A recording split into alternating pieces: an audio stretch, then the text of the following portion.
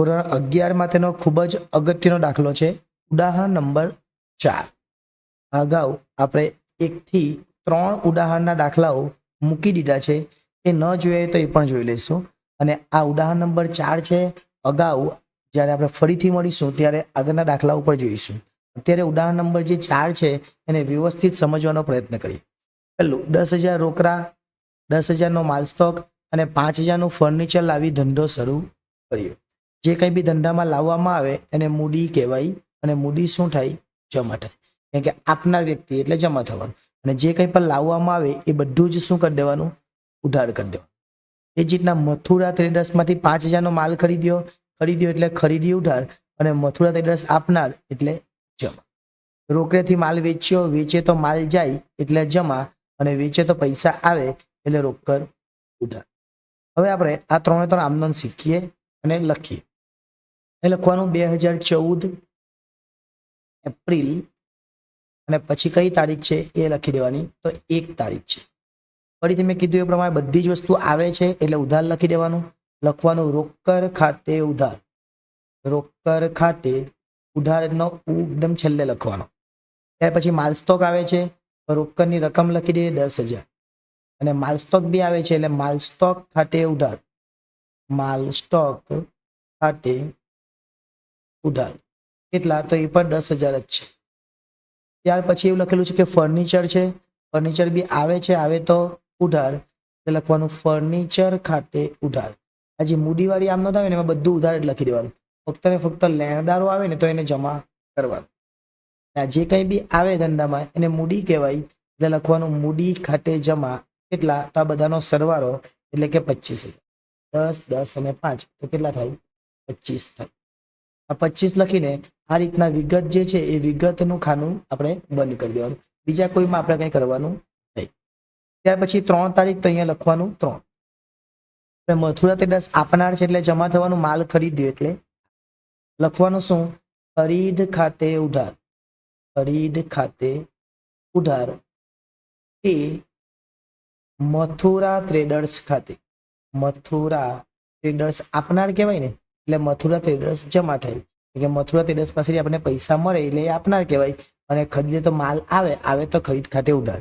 અને ન સમજાય તો ખરીદ ખાતે બધી વાર ઉધાર જ લખી દેવાનું અને વેચાણને જમા કરી દેવાનું. રકમ કેટલી છે? તો 5,000. એટલે અહીંયા લખવાના 5,000 ઉધાર અને 5,000 જમા. જો બાબત જે લખવાનું કહે તો શું લખવાનું? મથુરા ટ્રેડર્સમાંથી માલ ખરીદ્યો તેના, એટલે છેલ્લે શું લખી દેવાનું? તમારે તેના લખી દેવાનું અને કાઉન્સ બંધ કરી દેવાનું. જ્યારે બાબત જે લખવાનું હોય તો અહીંયા બેઠું તમારે ઉતારી દેવાનું. બાબત જે લખવાનું કહે તો અત્યારે આપણે જરૂર નથી. ચલો, રોકડેથી માલ વેચ્યો, તારીખ કઈ? 4. વેચે તો માલ જાય. જો ખરીદી ઉધાર તો વેચાણ શું થાય? જમા. અને જો રોકડથી વેચીએ તો રોકડેથી માલ વેચે તો પૈસા આવે તો રોકડ ઉધાર. લખવાનું રોકડ ખાતે ઉધાર. રોકડ ખાતે ઉધાર એ વેચાણ ખાતે, કે વેચે તો માલ જાય, અને માલ જાય તો વેચાણને શું કરવાનું? જમા કરવાનું. કેટલા? તો 4,000 ઉધાર અને 4,000 જમા. આટલું થઈ જાય એટલે આને બંધ કરી દેવાનું. અને પછી નીચેની આમનો અહીંયાથી જ ચાલુ કરવાની. તો તમને સમજાવવા માટે આપણે એક સ્લાઇડ પર 3 જ વ્યવહાર લીધા છે અને બીજી સાઈડ પર બીજા 3 વ્યવહાર આવશે. બરાબર? જો આ બીજી સ્લાઇડ છે એના પર 3 વ્યવહાર, એટલે તમારે કન્ટિન્યુ રાખવાનું. અહીંયા 6 તારીખ. ઋષિકેશ પાસેથી. ઋષિકેશ કોણ કહેવાય? તો ઋષિકેશ આપનાર કહેવાય. અને ફરીથી અહીંયા રોકડેથી ચૂકવ્યા છે. રોકડેથી ચૂકવ્યા એટલે વ્યવહાર કયો કહેવાય? રોકડ વ્યવહાર કહેવાય. જો રોકડેથી ન ચૂકવેલા હોય તો ઋષિકેશનું નામ આવે. રોકડ વ્યવહાર છે એટલે એક ખાતું કયું? રોકડનું. અને બીજું ખાતું કયું? ખરીદ્યા.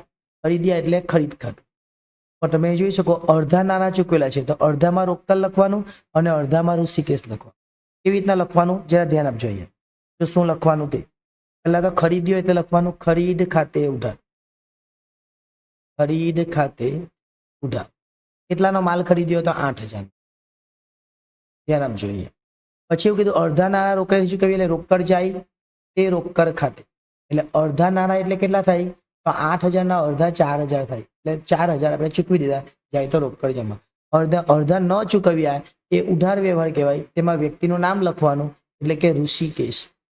એ ઋષિકેશ ખાતે. કેટલા? તો અડધા ચૂકવ્યા અને અડધા ન ચૂકવ્યા એમાં લખી દેવાનું. અને બાબત જેમાં બેઠું જ લખી દેવાનું. જે વ્યવહારમાં ઉપર લખેલું છેલ્લે તેના લખી દેવાનું. 7 તારીખ. મથુરા ટ્રેડર્સને 1600નો માલ પરત કર્યો. આગળ મથુરા ટ્રેડર્સ વાળો પોઈન્ટ હતો. અહીંયા મથુરા ખરીદેલો છે ને, એટલે ખરીદેલો માલ પરત થાય, એટલે આ જ આમનો વિરુદ્ધ કરી દેવાનો. મથુરા ઉધાર અને ખરીદની જગ્યાએ લખવાનું ખરીદ પરત. કે ખરીદેલો માલ પરત આવે તો ઉધાર, પણ ખરીદેલો માલ હતો એટલે આપણે શું લખવાનું ખરીદ પરત. અને મથુરા ટ્રેડર્સને પરત એટલે મથુરા ટ્રેડર્સ કોણ કહેવાય? લાભ લેનાર. અને લેનાર શું થાય? તો લાભ લેનાર ઉધાર. પેલામાં મથુરા ટ્રેડર્સ જમા હતું, અહીંયા ઉધાર કરવાનું. જો અહીંયા તમે જોઈશું કે મથુરા ટ્રેડર્સ જમા હતું, હવે ઉધાર કરી દેવાનું. તો લખવાનું મથુરા ટ્રેડર્સ ખાતે, મથુરા ટ્રેડર્સ ખાતે ઉધાર. કેટલા? તો અહીંયા લખેલા છે 1600, તો આપણે પણ લખવાના 16.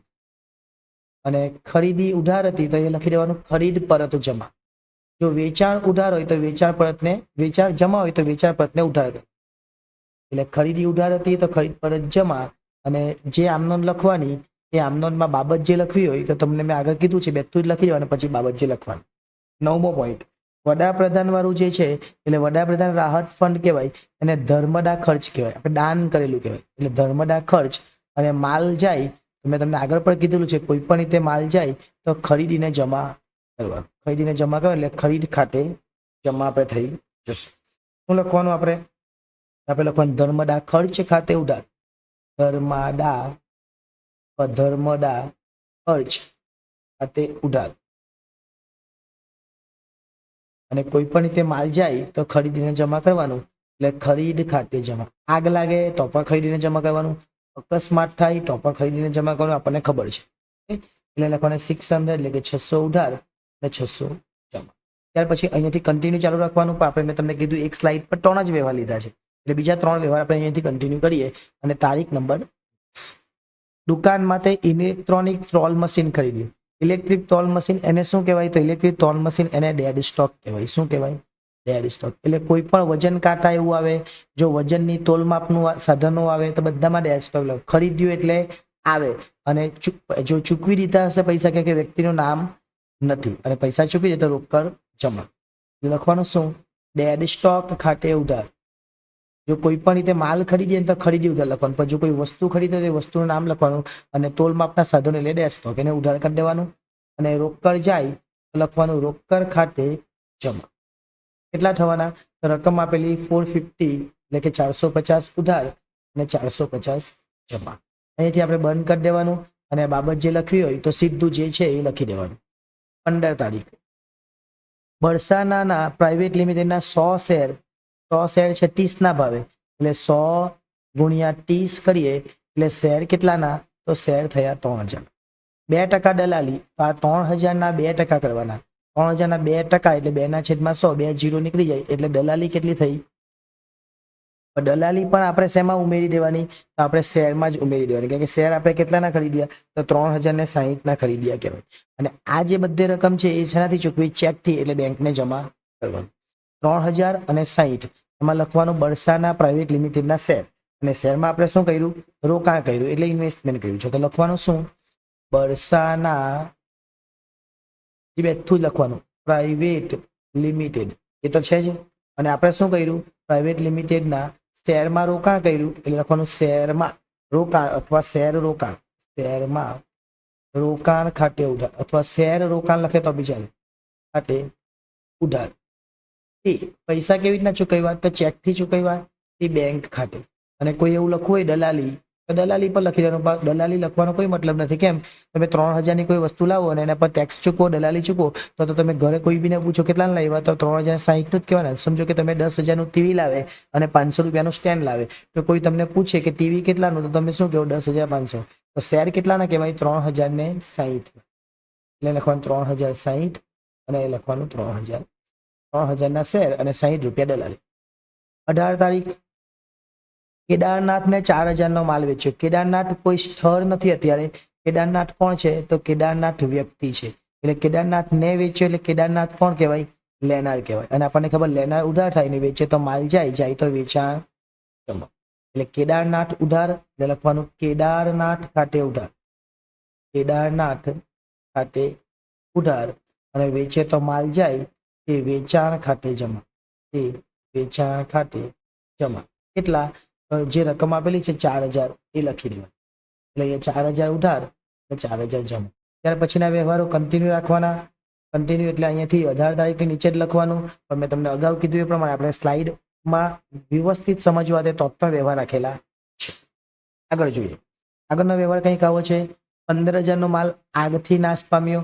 આગથી નાશ પામ્યો એટલે નુકસાન કહેવાય અને નુકસાન ઉધાર થાય. અને કોઈ પણ રીતે માલ જાય તો આપણને ખબર ખરીદીને જમા કરવા. આપણે લખીએ 20 તારીખ. શું લખવાનું? આગથી થયેલ નુકસાન. આગથી થયેલ નુકસાન ખાતે ઉધાર. નુકસાન ખાતે ઉધાર. કેટલા? તો 1500. એ ખરીદ ખાતે કોઈ પણ રીતે માલ જાય તો ખરીદીને જમા કરવાનું એટલે એમાં પણ લખી દેવાના 15. બંધ કરી દેવાનું વિગત એટલે પૂરું. બાબત જે લખવી હોય તો 1500 નો માલ આગથી નાશ પામ્યો તેના એમ કહીને બંધ કરી દેવાનું. 22 તારીખ. કેદારનાથ પાસેથી અડધો માલ પરત આવ્યો. જો આપણે વેચેલો હોય તો કેદારનાથ પરત કરે. અહીંયા વેચેલો એટલે કેદારનાથ ઉધાર ને વેચાણ જમા. તો હવે વેચાણ પરત ઉધાર કરી દેવાનું અને કેદારનાથને જમા કરી દેવાનું. એ કેદારનાથ પાસેથી લે. હવે કેદારનાથ કોણ કહેવાય? આપનાર કહેવાય. અને વેચેલો માલ પાછો આવે તો માલ આવે તો ઉધાર. તો ઉધાર કરવાનું વેચાણ પરત, કેમ કે વેચેલો માલ પરત આવ્યો. વેચાણ પરત ખાતે ઉધાર. તમને ખબર હશે ખરીદી ઉધાર અને ખરીદ પરત જમા. એ જ રીતના વેચાણ જમા અને વેચાણ પરત ઉધાર. કેટલા? તો અડધો માલ. તો કેદારનાથને કે છે 4,000. 4,000 ના અડધા કેટલા? 2,000. 2,000. તે કેદારનાથ આપનાર છે એટલે કેદારનાથ ખાતે જમા. કેદારનાથ ખાતે જમા કેટલા? તો 2,000. ઉધાર બી 2,000 અને જમા પણ 2. એટલે આ બંધ કરી. ઓકે, ચલો 25 તારીખ. 25 તારીખમાં શું કીધું છે? અંગત વપરાશ માટે 500 નો માલ લઈ ગયા. અંગત વપરાશ એટલે એને શું કહેવાય? ઉપાડ કહેવાય. અને કોઈ પણ રીતે માલ જાય તો શું કરવાનું? ખરીદીને જમા કરવાનું. એટલે કે ખરીદીને જમા કરીએ અને ઉપાડ શું થાય? ઉધાર થાય. એટલે કે માલ જાય, કોઈ પણ રીતે માલ જાય, અંગત વપરાશ છે, મૂડી ઉધાર, મૂડી જમા થાય તો ઉપાડને આપણે શું કરીએ છીએ? ઉધાર કરીએ છીએ. કેમ કે ઉપાડ એટલે માલ લઈ ગયા, માલ આવે છે, આવે તો માલને ઉધાર કરવા માટે પણ લખવાનું શું? ઉપાડ. 25 તારીખ. ઉપાડ ખાતે ઉધાર. વ્યક્તિ લાભ લેનાર છે ને એટલે ઉપાડ ખાતે ઉધાર. તે ખરીદ ખાતે કોઈ પણ રીતે માલ જાય તો ખરીદીને જમા કરો. પણ અહીંથી રોકડ લઈ જાય તો રોકડ 500 રૂપિયા લઈ ગયા તો પછી રોકડ ખાતે જમા કરો. પણ માલ લઈ જાય તો ખરીદીને જમા કરો. 500 ઉધાર અને 500. છેલ્લા 2 પોઈન્ટ છે એ જોઈ લે અને પછી સરવાળો કરી દઈશું. બંસીધર ફર્નિચર માર્ટમાંથી 3,000 નું ફર્નિચર ખરીદ્યું. શું ખરીદ્યું? ફર્નિચર. ફર્નિચર આવે તો ફર્નિચર ઉધાર અને બંસીધર ફર્નિચર આપનાર એટલે બંસીધર જમા. તારીખ 28 લખીએ. ફર્નિચર આવે છે એટલે આપણે લખવાનું ફર્નિચર ખાતે ઉધાર. શું લખવાનું? ફર્નિચર ખાતે ઉધાર. અને ફર્નિચર ખરીદ્યું, ફર્નિચર આવે એટલે ફર્નિચર ઉધાર અને બંસીધર આપનાર એટલે બંસીધર જમા. લખવાનું ફર્નિચર ખાતે ઉધાર. ફર્નિચર ખાતે ઉધાર. ફર્નિચર કેટલાનું છે? તો ફર્નિચર 3,000 નું એટલે 3,000 ઉધાર. કોની પાસેથી ખરીદ્યું? બંસીધર ફર્નિચર માર્ટ એટલે દુકાનનું નામ લખી દેવાનું. બંસીધર ફર્નિચર આખું નહીં લખતો, માર્ટ ખાતે, કેમ કે આખું નહીં આવે એટલા માટે તમારે વ્યવસ્થિત લખવાનું. બરાબર? ચલો કેટલા? 3,000. 3,000 ઉધાર અને 3,000 જમા. બંસીધર ફર્નિચરમાંથી ફર્નિચર ખરીદ્યું તેના બાબત જે લખી દેવાનું, જો લખવાનું કીધી હોય તો. 30 તારીખ. 1,000 નો માલ 20% નફો એટલે 1,000 માં 20% નફો ગેટ. નફો હોય તો પ્લસ કરવાનું અને ખોટ હોય તો બાદ કરવાનું. 20% એટલે 200 થાય. એટલે કુલ માલ કેટલાનો વેચ્યો? 1,200 નો વેચ્યો. લારી ભાડાના કેટલા ચૂકવ્યા? 50 ચૂકવ્યા. ચૂકવ્યા એટલે રોકડ જાય તો રોકડ ખાતે જમા લખી. અને આ 1,200 ની અંદર 50 ઉમેરીને આપણે લખી દેવાના. કોનામાં? ચાંદનીના. કેમ કે ચાંદની કોણ છે? લેનાર. ચાંદની વતી આપણે ચૂકવેલા છે એટલે ચાંદનીમાં કેટલા લખવાના? 1,250 અને ચાંદની લેનાર એટલે ઉધાર કરી દેવાનું. ઓકે. ત્યાર પછી વેચ્યો એટલે વેચાણમાં કેટલા લખવાના? કેટલાનો માલ વેચ્યો? 1,200 નો. અને રોકડા કેટલા ચૂકવ્યા? 50. જાય તો જમા. ચાંદની લેનાર એટલે લખવાનું ચાંદની ખાતે ઉધાર. લારી ભાડાના બી ચાંદનીના આપણે જ ચૂકવી દીધા એટલે એમાં લખી દીધું છે. અને કોઈ અલગ લખી દે તો બી વાંધો નહીં, પણ આ રીતે લખી દે તો વધારે સારું. એ વેચાણ ખાતે કેટલાનો માલ વેચેલો ચાંદનીને આપણે? તો ચાંદીને માલ તો આપણે 1,200 રૂપિયાને વેચેલો, પણ ચાંદીના 50 રૂપિયા જે લારી ભાડા છે એ પણ આપણે ચૂકવેલા એટલે રોકડ જાય તો જમા. એ લારી ભાવ નહીં લખવાનું, પણ રોકડ ખાતે. એ રોકડ ખાતે કેટલા? તો 50. બાબત જે શું લખવાની? ચાંદનીને 10-20% નફો ચડાવીને માલ વેચ્યો તેના લારી ભાડાના ચૂકવ્યા એ પણ લખી દેવાનું અંદર, એટલે બેઠું જ લખી દેવાનું, છેલ્લે તેના કરી દેવાનું. ત્યાર પછી અહીંયા આપણે સરવાળો કરવાનો. સરવાળા માટે શું કરવાનું? એક ઉપર લાઈન કરવાની અને નીચે કેટલી લાઈન કરવાની? 2 લાઈન. અને આ જ વસ્તુ તમે અહીંયા નીચે ઉતારી દેવાની. જગ્યા વધારે છે ઉપર બતાવું છું, તમારે અહીંયા નીચે જ કરી દેવાનું. ઓકે, ચાલો એનો સરવાળો કેટલો થાય? તો બધાનો કુલ સરવાળો કરી દેવાનો અને લખવાનો કુલ સરવાળો જેટલા થતા હોય ઉધાર એટલા જમા બી થવાના છે, કરી લેવાના. એટલે 59,960. 59,960. હવે આવો જ દાખલો પૂછાય એવું જોયું નથી, પણ આ દાખલામાં કેટલા બધા પોઈન્ટ હતા? એમાંથી 4 માર્ક્સમાં પૂછાય તો 4 પોઈન્ટ, 3 માર્ક્સમાં પૂછાય તો 3 પોઈન્ટ અને 6 માર્ક્સમાં પૂછાય તો 6 પોઈન્ટ, એટલે કે 6 વ્યવહાર. જેટલા માર્ક્સમાં તમને પરીક્ષામાં પૂછાશે એ પ્રમાણે તમારે કરવાનું. કે પ્રથમ પરીક્ષામાં અલગ રીતનું પૂછાય, બીજી પરીક્ષામાં અલગ રીતનું પૂછાય અને વાર્ષિકમાં અલગ રીતનું પૂછાય. જો તમને એકમ કસોટી લેવાય તો એકમ કસોટીમાં પણ અલગ રીતે પૂછાય. જેટલું પૂછે, જેટલા વ્યવહાર એટલા માર્ક્સ, એટલે એ ચિંતા કરવાની નહીં. એટલે અહીંયા આ દાખલો તમને વ્યવસ્થિત સમજણ પડી ગઈ હશે. જો કોઈ પોઈન્ટ ન સમજાયો હોય તો ફરીથી જોઈ લેજો. વિડીયો ગમ્યો હોય તો લાઈક કરી દેજો. ચેનલને સબસ્ક્રાઇબ કરવાની બાકી હોય તો એ પણ કરી લેજો અને તમારા બીજા વિદ્યાર્થી મિત્રોને પણ આ વિડીયો શેર કરજો. આભાર.